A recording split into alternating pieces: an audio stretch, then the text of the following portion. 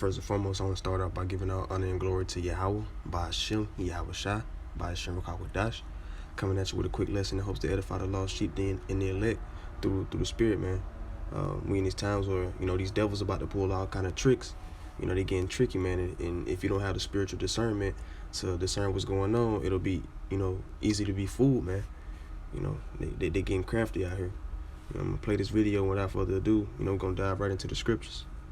Is the very first person in this country to receive the Pfizer vaccine post-trial. You saw her there in Tom's report. Registered nurse Sandra Lindsay, a critical care nurse at Long Island Jewish Medical Center in Queens. Thanks so much for joining us tonight.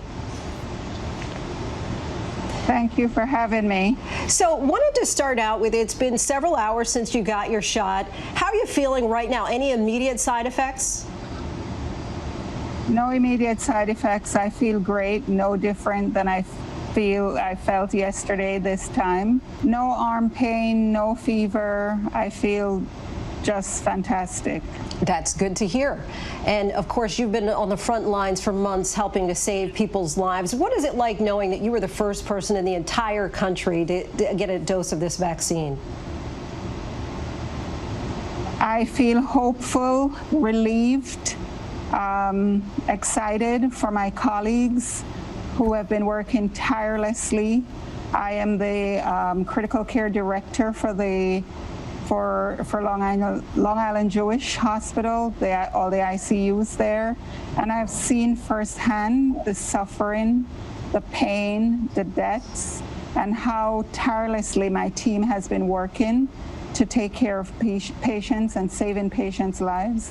So I'm just really happy that we have a vaccine that will provide some relief and that will put an end to this pandemic. And how and when did you get selected to be the very first in line? And why was it important for you to do so in public? So I volunteered to take the vaccine. Ever since there were talks of a vaccine, I've been telling my friends and family, my colleagues, that when this does come to fruition, that I would be first in line. I trust the science, and so it's important for me to lead by example. What I don't trust is how I will be affected by COVID-19 and how other people that I may potentially infect, if I get infected, will they survive or will they die? So it was really, really important for me to be a part of the solution. And we just saw the picture of you with the sticker holding up the crushing COVID-19, got my vaccine. Our ABC poll out this weekend found that 8 in 10 Americans say that they would take the vaccine, though 44% say that they may wait a bit to take it. What's your message to the Americans who may still be tentative on the if and also the when? My message to those people is that when your time comes around, when that opportunity comes around, and I hope that in the coming months that everybody in this world will be afforded the same opportunity like I had today, don't hesitate. I have seen the other side. It's dark, and so I would just say to everyone, please take the vaccine. Please listen to the science and let the science guide your decisions. And you may have the same answer to this question, but of course we've seen that skepticism is even greater in the Black community, in part because of our history with the Tuskegee experiment. Why did you trust the vaccine enough to go first in this country? So as a registered nurse, my practice is guided by science. That coupled with what I have seen and witnessed firsthand, and I also know among my community that there is skepticism, as you mentioned, because of the history. So I think it was important for me to get the vaccine, and so that I can be an inspiration to those people who are on the fence or who are skeptics skeptical about taking the vaccine. And you've talked about this as well, but of course, in this dark year, your hospital in Queens has seen some of the very worst of this pandemic, but also filled with the very best of us, brave nurses and doctors like yourself. Earlier today, you said, I feel like healing is coming. What gives you that hope tonight? that I got the vaccine in my arm. I got the vaccine in my arm, and so I feel a huge sense of relief. I feel that public safety and public health will be restored. Although we are far away, I see a light at the end of the tunnel. And just the last question for you, when do you have to go back to get the second dose? In 21 days or so, I will get the second dose. Okay, all right. Well, thank you so much for your time. All right, man. So right off the bat, you can see that these devils are getting strategic, man. You know, they switching up they steps. You know, but it's not a secret. You know, cause you know they being exposed. You know, for their wickedness on all levels, man. And you got a lot of people, you know, within their own community that's speaking out about the vaccines. You know, speaking out about, you know, the things that they're doing behind the scenes, you know, to manipulate data and all kind of things. These people are the ones that's getting blackballed and, you know, getting, you know, demonized and you know, being fired from their jobs, man. You know, then we turn around and got our people, you know, that's being on the forefront, you know, and that's just, you know, these sellouts, man. You know, the spirits are back, man. You know, those that want to, you know, make a covenant with the heathens, man. You know, those who trust in, you know, the heathens, right? And notice this lady said that, you know, she see the light at the end of the tunnel, you know, and that light at the end of the tunnel, man, it ain't nothing but, you know, a reality train, you know, and it's about to smash her, man, for being simple. And you know, if you take notice, you know, something else that she said, that she continuously said in the video, was that that she believes in the science and she trusts in the science, and you know, she wants everybody, you know, within her community to trust in the science. It's the same science that, you know, was used in the studies, you know, of the Tuskegee experiment, man. You know, got our people messed up, man. You know, and they putting our people, you know, so-called black men and women in the forefront to bamboozle us, to make us, you know, feel safe, you know, as if that's gonna do something, man. We just sitting back watching these clowns, you know, make a damn fool of themselves, man. All right. Without further ado, let's dive straight into the scriptures, man. This is the book of Ecclesiasticus in the Apocrypha, chapter 12 and verse 10. It says, "Never trust thine enemy, for like as iron rusteth, so is his wickedness." Right? Never trust thine enemy, for like as iron rusteth, so is his wickedness. Right? And let's go back and get some basic scriptures real quick, just to prove, you know, who the enemy is, man.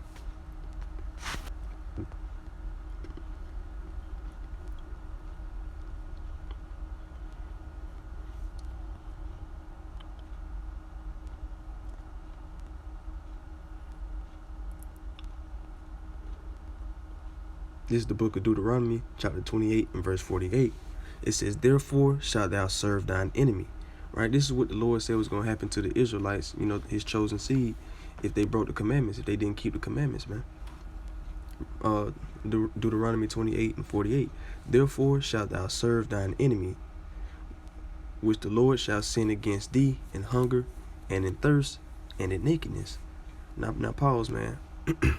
Who do we have to go to get our clothes, our water, our food, right? It says, "and in nakedness and in want of all things." Us as a nation of people, man, we don't own nothing. We don't own any manufacturing factories. We don't own any labels, any companies, any you know, anything, man. We have to go to our enemies, man, to get these things. If you look around right now, who's ruling everything, man? Who's in charge of everything? Right? Who has his hand in everything, man? The so-called white man. All right. One more. This is the book of Deuteronomy, chapter 28 and verse 68. "And the Lord shall bring thee into Egypt again with ships, by the way whereof I spake unto thee. Thou shalt see it no more again. And there ye shall be sold unto your enemies for bondmen and bondwomen, and no man shall buy you." So who were we sold to as slave men and slave women. We were sold to the so-called white man, right? So, with that being, proved, man, let's dive back into Ecclesiasticus with edification. It's like we were in chapter 12 in verse 10 from the top one more time. It says, never trust thine enemy, for like as iron rusteth, so is his wickedness. So it's inevitable for iron to eventually rust, man. All right. And it's indefinite, that is going to happen, man. I mean, it's not indefinite that is going to happen, right? So just as sure as iron is going to, rust, it's inevitable, man. All right. So it's inevitable, for our enemies to be wicked, man. All right. Verse 11, though he humble himself and go crouching, yet take good heed and beware of him. Right. He may show himself to be humble. He might show himself to be, friendly, with a smile. Whole time he got a sword behind his back, man. You gotta take heed and be careful. Let me get that from the top again. Ecclesiasticus 12 and 11. Though he humble himself and go crouching, yet take good heed and beware of him. And thou shalt be unto him as if thou hast wiped a looking glass, and thou shalt know that his rust had not been altogether wiped away. So if you wipe a looking glass, which is a mirror, man, your reflection's still gonna be there. All right. That's a comparison of his wickedness, man. His wickedness is still gonna be there, man. No matter how he try to, change the outside. All right. Verse 12. Set him not by thee, lest when he have overthrown thee, he stand up in thy place. Neither let him sit at thy right hand, lest he seek to take thy seat. And thou at the last remember my words and be pricked therewith. All right, so don't partake, in his confederacy, man. All right, don't sit at his table. Don't allow him to sit at your table, cause the whole time, he's looking to overthrow you, man. He's looking to take your spot. Let's get that from the top again. Ecclesiasticus 12 and 12. Set him not by thee, lest when he have overthrown thee, he stand up in thy place. Neither let him sit at thy right hand, lest he seek to take thy seat. And thou at the last remember my words and be pricked there within. All right. Just like I said, man, who's gonna take your place, if you be overthrown. This is one of the things that he's seeking, when he first, come into your countenance, man. When he come into your congregation, especially if you have the top spot, he's thinking of how to overthrow you, man.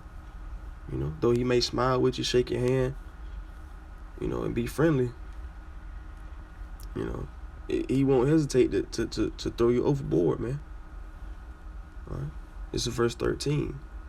Who will pity a charmer that is bitten with a serpent, or any such as come nigh wild beasts? Let me get that again. Who will pity a charmer that is bitten with a serpent, or any such as come nigh wild beasts?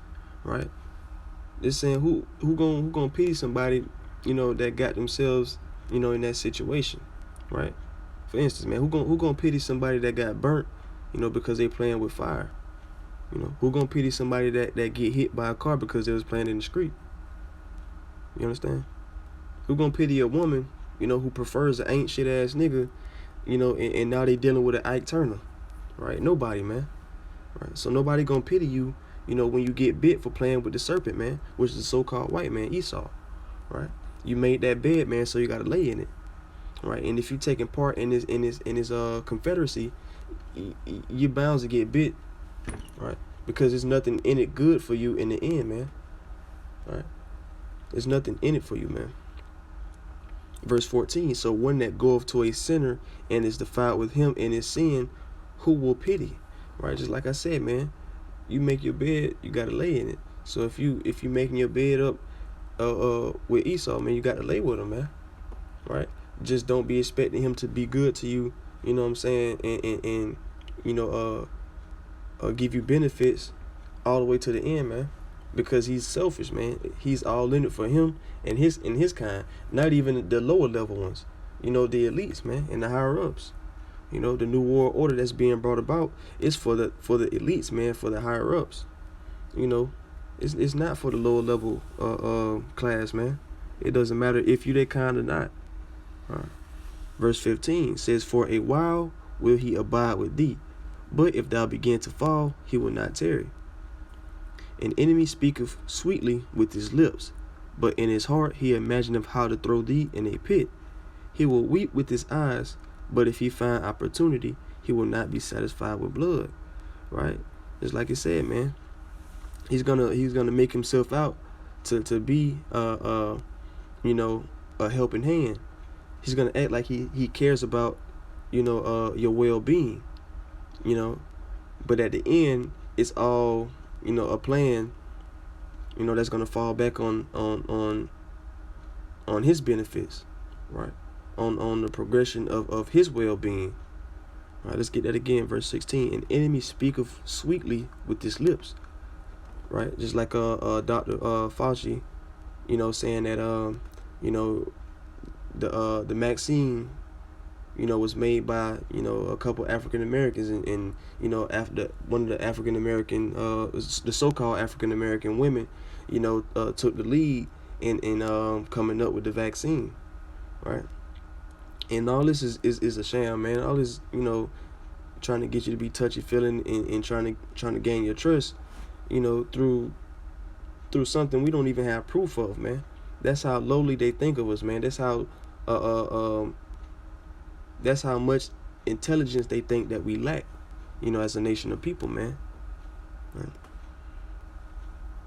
Verse 17, it says, "If adversity come upon thee, thou shalt find him." If adversity come upon thee, thou shalt find him there first, and though he pretend to help thee, yet shall he undermine thee. Right? Let's get that again. If adversity come upon thee, right? Just like this pandemic, right? Because it was all planned, man. They have to bring about, they have to bring about the new world order, through, it's a term called ordo ab chaos, right? And that's the Latin word for order out of. That's the Latin, for order out of chaos, man. And that's exactly what they're leaning on, right? They believe that they have to bring about chaos, They have to create the problem and then come in and fix the problem, just like the devil, man. A deceiver. That's all devil means, is deceiver, man. All right. So 17 again. "If adversity come upon thee, thou shalt find him there first." All right, you're gonna be in the forefront. Oh man, what can we do? In the end, in the long run, it's all beneficial to his plan, to his agenda, right? "And though he pretend to help thee, yet shall he undermine thee." All right, you're gonna think about ways to overtake you, man. He gonna pretend to help, right? Like I said, then he gonna plan to overtake, right? And we see one of many adversities, to come at the hands of these devils, which is like I said, man, this pandemic, the COVID, man. All right, and here they come acting like they helping, trying to find a Maxine, but it's all for a bigger agenda, man. It's to usher in the new world order. All right, they're gonna cause, all these things. They're gonna cause a mass scarce amongst the people, man. And that's going to create a mass panic, causing people to have to depend on the government, depend on them for resources, depend on them for direction and guidance, depend on them for safety, to depend on them, for health reasons as well, man. All right. So these devils have it all planned out step by step, and right now they're just in one of their phases, man. And it's only a phase away from, the implementing the beast system, man. Implementing that RFID, microchip. All right. And they using our people, on the forefront to push their agenda, man. Thinking that, That's enough to validate the safety of the things, you know, that we're questioning about, right? And our people is simple, man. You know, they got this woman up here, and she's trusting them and saying that she's trusting the science. Hey, man, Eve is simple, man. Who was deceived in the Garden of Eden first, man? The woman, man, Eve. Right. That's why it's easy for Esau, you know, so-called white man, to manipulate her, man. Right. And to put her in the forefront. You know, these devils exploit the simplicity, you know, of the average so-called black woman, man. You know, putting them as the head of society and the leader of our sins. Man, Eve is like, you know, one of Esau's weapons. You know, besides the gun, besides the sword, you know, which is the modern day, you know, weapon of choice. You know, Eve is one of Esau's weapons, man. You know, and they use their weapon, you know, to keep us down, man. The so-called black man, to keep us down and to keep us in sin. You know, one example being, you know, a couple examples, you know, child support, man. That has been weaponized against the so-called black man in this society to keep us down and to keep us in sin. You know, the legalization of prostitution and everything being sexualized, man. You know, them using our women, you know, to be over sexualized and to sexualize everything. That's keeping us in sin, man, because that's keeping us in a lustful mind state, man. All right. You know, but we see right through the devils in their plans, man. You know, if you go back, man, you can see right through it, man. Look, man, you got a black patient, which is a nurse herself, and another black doctor, man. They trying to push the narrative that, oh, you black people are safe to take it because these black people are taking it. All right. They think of us as that simple, man, as that small-minded, man. They think of us as that being that incompetent, man. That we can't wake up and see, you know, the real thing that's going on, which is right in front of our eyes, man. All right. We're not ignorant of their plans, man, like I said. Let's get the book of 2 Corinthians chapter 2 and verse 11. And it reads, it says, lest Satan should get an advantage of us. Right? We not finna get one up. You know, not when we being spiritually woke, man. Right? Not when we using our spiritual discernment to discern the things of the times, man.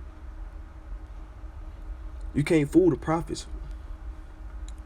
We a step ahead, man. And that's why we warning our people. We warning you people, man. Wake up, man. Repent. Turn back to Yahweh Shem Yahweh Shai. Take heed at what the prophets are saying out of their mouth. If you want to escape death, if you want to escape the destruction that's coming to America here soon, wake up and listen to the prophets. But most important, listen to the words of Yahweh Shem Yahweh Shai. Right. If you don't, you're gonna be ashes, man. Let's get that again. 2 Corinthians chapter 2 and verse 11. Lest Satan should get an advantage of us, for we are not ignorant of his devices. And some of his devices are plain as day. Using our people to you know, try to bring more, you know, so-called black people in, man. And they're making it so obvious. I just seen another video that they got about 2 or 3 more, you know, so-called black folk taking the Maxine, man. What's up with all the, what's up? Why they ain't throw a Chinese person in there yet? Right. Why they ain't throw an African person in there yet? You see what I'm saying? Their main target is us, man. The children of Israel, the Israelites. All right. It's crazy, man. If we don't wake up and see these things, man, it's gonna get ugly for a lot of you all out there, and it's gonna get ugly either way. You know, whether you stay asleep, you know, whether you're waking up. But it's gonna be a lot less, you know, worse for you if you're waking up now, man. If you wake up now, if you call on the name of Yahweh Shem Yahushua now and ask for that protection, keep your faith and trust in Him, cause shit finna turn up out here, man, real soon. Like I said, man, we not ignorant of Satan's devices, man. We not ignorant of his tricks. You know, he showed pulling them out the sleeve, man, left to right. You know, but you got men and women like, you know, this woman here in this video, man. You know, she and the others are ignorant of Satan's devices, man. You know, because of the lack of faith. All right. Instead of trusting in Yahweh Shem Yahushua, you know, they lay their faith, you know, in their reliance, you know, on the science. Like she said, she kept saying, "Trust in the science. I trust in the science." Right? They worshiping the you know, the creation more than the creator, man. They worshiping man, right? They not laying their faith in Yahweh Shem Yahushua. Right. You don't see any Israelites walking around with no mask on, besides the place that's, you know, mandatory to wear them. You know, that's mandatory for you to wear them. You know, places like grocery stores and stuff.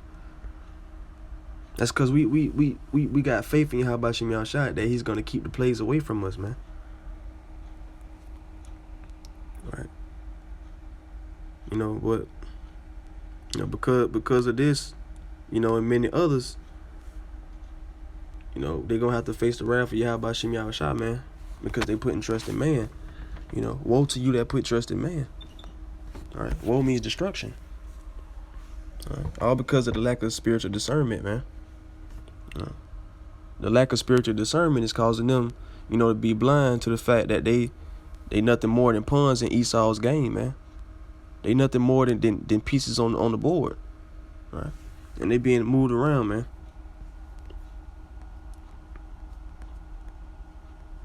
Let's get the book of Psalms, chapter 83, in verse 3. It says, "They have taken crafty counsel against thy people, and consulted against thy hidden ones." Who are the hidden ones, man? We are the hidden ones, all right? Our heritage have been hidden. Our nationality have been hidden, man. Our God have been hidden from us, all right? The fact that we the greatest people on earth have been hidden from us, man. We are the hidden ones, right? And these other nations have consulted together, you know what I'm saying, and they created crafty counsel, man. They hid our nationality, they hid all these things from us, and they called us this, they called us that, Afro-American, like I said, African-American, Afro-American, you know what I'm saying, Afro-Latina. All these things are bywords, man. These are not the names that Yahweh Shem Yahushua, you know, gave us, man. All right. So these other nations have came together and cut us off, man. Let me get that again from the top. Psalms 83 and verse 3. "They have taken crafty counsel against thy people, and consulted against thy hidden ones. They have said, Come and let us cut them off for being a nation, that the name of Israel may be no more in remembrance." Right? This is crafty counsel, man. Right? All these tricks, you know, these devils pulling from out their sleeve, man. They taking crafty counsel on the children of Israel. Right? This is crafty counsel, man. You know, the video of Dr. Fauci, he pulling the black card, man. You know, he's saying, "Oh, yeah, this vaccine was created by a black woman. You know, this black woman is gonna take it. You brothers and sisters out there should take it because this black woman took it." All right, like that's enough to, you know, validate for us, you know, the safety of this thing, man. You know, they thinking that's enough validation for us to follow behind these idiots and take it, man. And the end is manifesting every day. Every day. Prophecy back to back to back. You know, you got to repent, man. You know, turn back to the Lord before it's too late. With that being said, man, I hope this was edifying. All praise to Yahweh Bashim Yahushua. Till next time, Lord willing, Shalom.